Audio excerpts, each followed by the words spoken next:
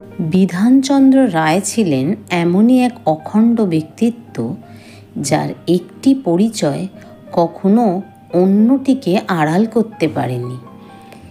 তিনিও সচেতনভাবেই নিজেকে দুদিকে মেলে ধরেছেন। তবুও হয়তো চিকিৎসক পরিচয়ের প্রতি একটু বেশি পক্ষপাতিত্ব ছিল তার। তাই মুখ্যমন্ত্রী বিধানচন্দ্র রায়ের আগে যুক্ত হয়ে যায় ডাক্তার। আজও বাঙালির সশ্রদ্ধ সম্বোধনে তিনি সংক্ষেপে ডাক্তার রায়। বিধানচন্দ্র রায়ের মাতা অঘোরকামিনী দেবী ছিলেন এক অসামান্য প্রতিভাবান মহিলা। 13 বছর বয়সে বিধানচন্দ্র রায় মাকে হারান। সেই সময় থেকেই শুরু হয় বিধানচন্দ্র রায়ের জীবন সংগ্রাম। 5 ভাই বোনের মধ্যে বিধানচন্দ্র ছিলেন ছোট। তাদের আর্থিক অবস্থা ততটা সচ্ছল ছিল না, তাই বাড়ির অনেক কাজকর্ম করেই তাকে স্কুলে যেতে হতো। 1897 সালে বিধানচন্দ্র রায় পাটনা কলেজিয়েট স্কুল থেকে এন্ট্রেন্স পাশ করেন। তারপর পাটনা কলেজ থেকেই FA পরীক্ষায় উত্তীর্ণ হন 1899-তে। সেখান থেকেই অঙ্কে অনার্স নিয়ে BA পাশ করে 1901 সালে আসেন কলকাতায়। তার জীবনের মূল অধ্যায় শুরু হয় এখান থেকেই। কলকাতায় এসে গোড়ার দিকে এত বড় শহরে চাকচিক্য বৈভবের সঙ্গে খাপ খাওয়াতে পারতেন না নিজেকে। কিন্তু একদিন ডিসেকশন রুম অর্থাৎ মরা কাটার ঘরে দেওয়ালে বাইবেলের একটি উক্তির দিকে তার নজর পড়ে।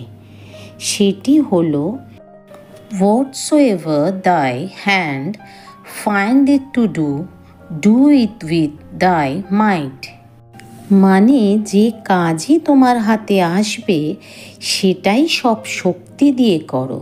এই উক্তি তার মনে গভীর প্রভাব ফেলে এবং চিরজীবন তিনি এই উক্তিকে তার জীবনে দর্শন হিসেবে মেনে চলেছেন। যখন তিনি 2য় বর্ষের ছাত্র তখন তার বাবা অবসর নেন। ফলে নিজের খরচা জোগাড় করার জন্য কখনো বেসরকারি নার্সিং হোমে 8 টাকার বিনিময়ে টানা 12 ঘন্টা পুরুষ নার্স হিসেবে কাজ করেছেন। আবার কখনো বড় ডাক্তারের সহায়ক ছাত্র হিসেবেও কাজ করতেন তিনি। প্রেসিডেন্সি কলেজের কাছে YMCA হোস্টেলে তিনি থাকতেন। মেডিকেল কলেজে বিধানচন্দ্র রায়ের আদর্শ ছিলেন তার অধ্যাপক কর্নেল লিউকিস, যিনি তাকে শিখিয়েছিলেন চিকিৎসকের মন কখনো কঠোর হবে না, মেজাজ কখনো ক্লান্ত হবে না, স্পর্শ কখনো কঠিন হবে না। 5ম বর্ষের ফাইনাল পরীক্ষার আগে এক আশ্চর্য দুর্ভাগ্য নেমে আসে বিধানচন্দ্র রায়ের জীবনে। একদিন বিধানচন্দ্র রায় মেডিকেল কলেজের গেটের সামনে দাঁড়িয়ে আছেন। এমন সময় মেডিকেল কলেজেরই এক অধ্যাপক ডক্টর পিক ঘোড়ার গাড়ি চড়ে কলেজ থেকে বেরোচ্ছিলেন। আর ঠিক সেই সময় রাস্তা দিয়ে একটি ট্রামও আসছিল। হঠাৎই অধ্যাপকের গাড়ি রাস্তায় চলে আসায় ট্রামটির সঙ্গে অধ্যাপকের গাড়ির ধাক্কা লাগে। কোন সাহসে জনতার জন্য তৈরি একটি ট্রাম গাড়ি অধ্যাপকের গাড়িকে ধাক্কা মারল? অধ্যাপক পিক ট্রাম কোম্পানির কাছে ক্ষতিপূরণ দাবি করলেন এবং শেষে ব্যাপারটা কোর্ট অবধি গড়ালো এবং ঘটনার সাক্ষীর দরকার হলো।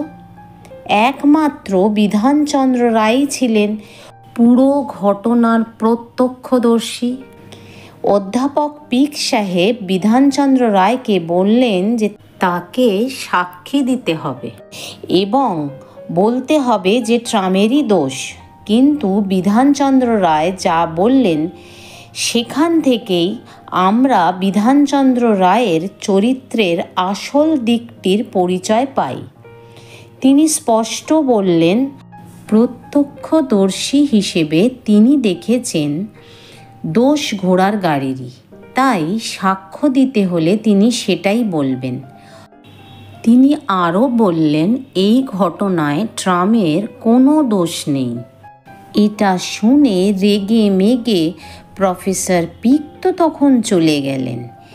এর ঠিক পরেই ফাইনাল এমবি এর মৌখিক পরীক্ষা। দুর্ভাগ্য বোধহয় একেই বলে। সেখানে পরীক্ষক সেই প্রফেসর পিক। প্রতিশোধ নেওয়ার এমন সুযোগ প্রফেসর পিক হাতছাড়া করলেন না।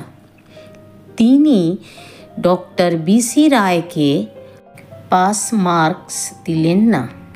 মৌখিক পরীক্ষায় অকৃতকার্য হলেন বিধানচন্দ্র রায়। তার ফলে এমবি পরীক্ষাতেও আর তার পাশ করা হলো না। বিসি রয় এই ঘটনায় ভেঙে পড়েছিলেন। তিনি তার প্রিয় অধ্যাপক লিউকিসের কাছে গেলেন এবং প্রফেসর লিউকিসের পরামর্শে LMS পরীক্ষায় বসলেন। উত্তীর্ণ হয়ে মেডিকেল কলেজে কর্নেল লিউকিসের অধীনেই শল্য চিকিৎসক হিসেবে কাজ শুরু করলেন এবং প্রাইভেটেও রোগী দেখতেন 2 টাকা ভিজিটে। সঙ্গে চলতে থাকে MD এর জন্য থিসিস লেখা। LMS হলো ডাক্তারির ডিপ্লোমা পরীক্ষা, ডিগ্রি নয়। কিন্তু তখনকার দিনে LMS পাশ করেও MDর পরীক্ষায় বসা যেত। বিধানচন্দ্র রায়কে পড়াশুনো চালাতে হয়েছে অনেক কষ্ট করে। পড়ার 5 বছরের মধ্যে তিনি শুধু 5 টাকা দিয়ে নিজের জন্য একটাই বই কিনতে পেরেছিলেন। বাকি সব পড়াশুনো হয় লাইব্রেরির বই থেকে অথবা সহপাঠীদের বই ধার নিয়ে। সেই সব বই থেকে তিনি ঘন্টার পর ঘন্টা বসে নিজেই নোট তৈরি করতেন। কিন্তু ভাগ্যের কি পরিহাস, শুধু মিথ্যা সাক্ষী দিলেন না বলে এত পরিশ্রম করার পরও তার পরীক্ষায় পাশ করা হলো না। তিনি এমবির মৌখিক পরীক্ষায় উত্তীর্ণ হতে পারলেন না বলে এমবির পরীক্ষায়ই তিনি অকৃতকার্য হলেন। প্রতিভা কখনো চাপা থাকে না। এরপর বিধানচন্দ্র রায় অত্যন্ত সফলতার সঙ্গে এমডি পরীক্ষাতেও কৃতকার্য হলেন। এরপর ডক্টর বিধানচন্দ্র রায় কিছুদিনের জন্য মেডিকেল কলেজে অ্যাসিস্ট্যান্ট সার্জন হিসেবে চাকরি করেন। পরবর্তীকালে বিলেতে FRCS এবং MRCP পরীক্ষার জন্য যেতে চাইলে ছুটির দরখাস্ত পর্যন্ত বাতিল হয়ে গেছিল। ডক্টর লিউকিসের সহায়তায় ছুটি পেয়ে 1909 সালের ফেব্রুয়ারি মাসের 22 তারিখে লন্ডন রওনা হলেন কলকাতা বিশ্ববিদ্যালয়ের MD ডিগ্রিধারী ডক্টর বিধানচন্দ্র রায়। পৌঁছে আর এক বিপত্তি, সেখানেও তাকে বিশাল সমস্যার মুখে পড়তে হলো।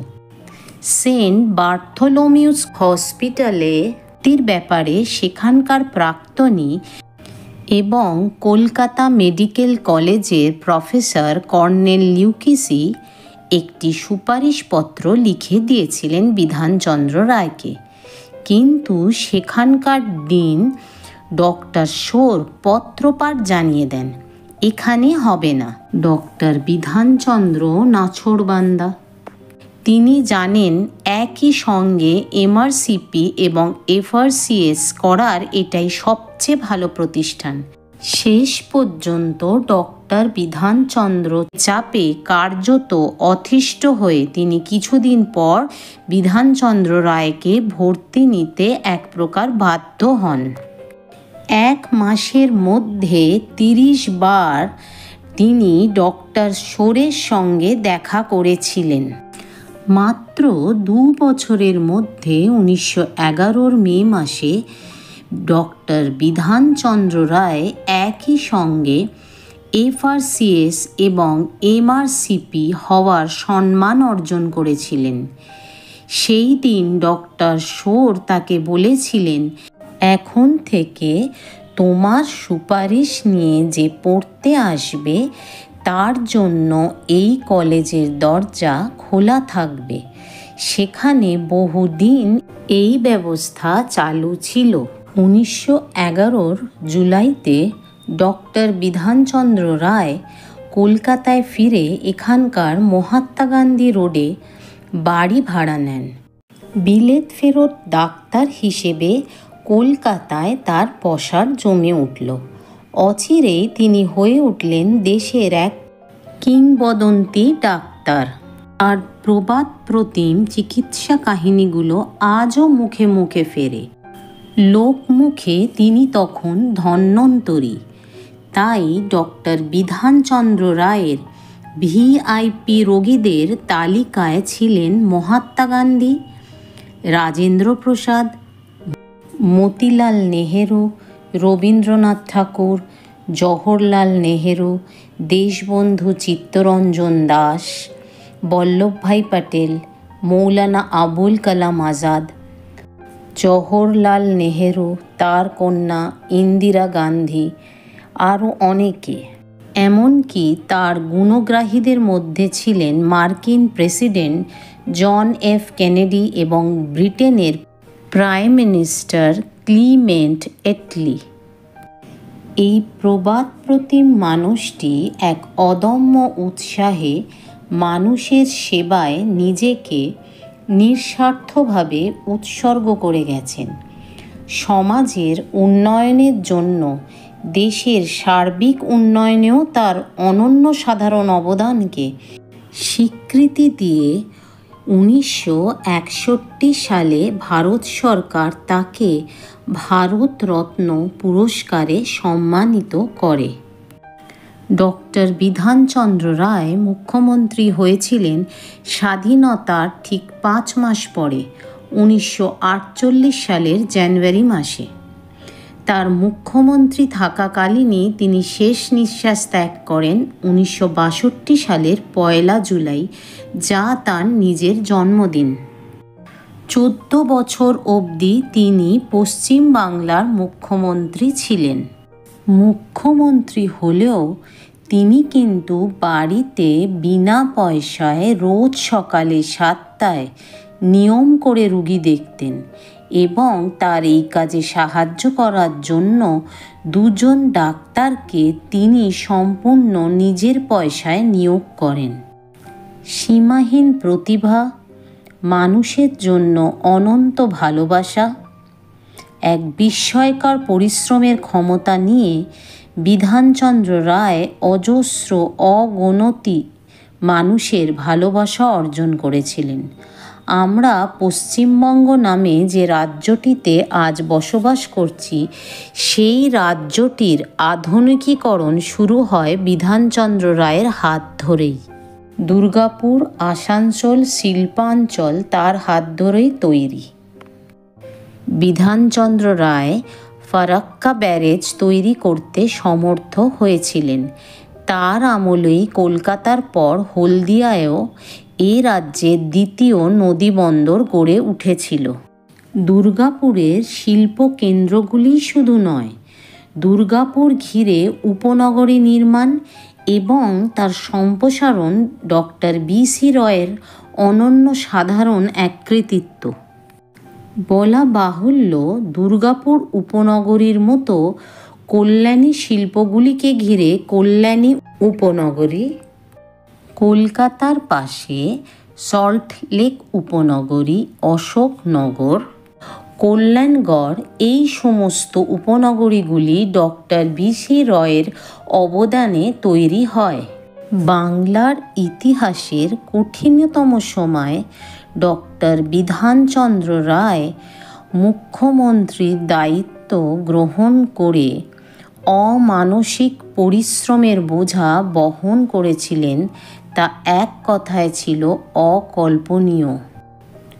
অল্প সময়ে ডক্টর বি.সি. রয়ের কৃতিত্বের কথা বলে শেষ করা যায় না। এই মানুষটি ছিলেন পশ্চিমবাংলার উন্নয়নের দিশারি। ডক্টর বিধানচন্দ্র রায়ের জন্মদিন ও মৃত্যুদিন 1 জুলাই সারা ভারতে চিকিৎসক দিবস রূপে পালিত হয়।